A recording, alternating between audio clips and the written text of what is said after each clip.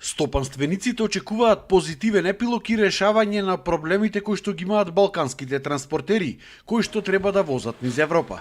Од регионалната стопанска комора од Прилеп вела дека овој прв штрајк бил најавен и тие биле подготвени за истиот, со што не претрпеле никакви штети. Но доколку не се реши овој проблем, тоа би значило крах за државата, која што во такви услови, според бизнисмените, би издржала не повеќе од еден месец. Превозот е една од клучните алки во делот на производството. Ние сме увозно зависна држава и голем дел од репроматеријалите ги набавуваме од надвор.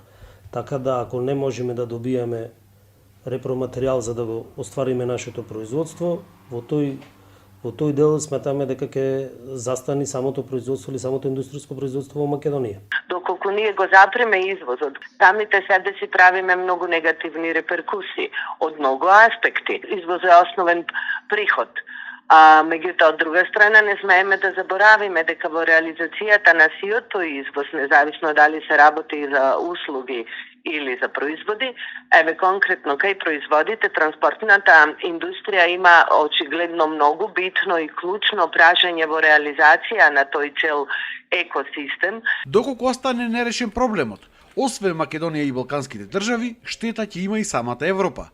Токму затоа, ваквата ситуација не му одговарала никому. Исто така, дел од набавките кои ги прават не само и по основна репроматеријали, туку и на готов производ, на поевтин готов производ, Европската Унија ќе има проблем во делот на доставата во нивните маркети, во нивните производи. Нашите производи се продаваат на сите континенти.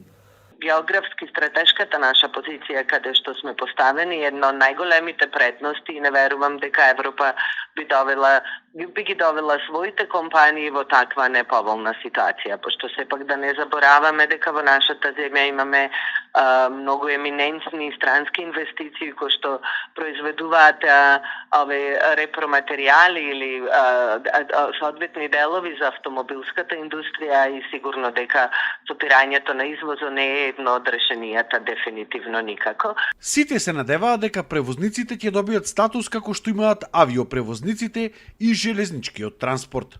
За Сител Дарко Штарговски.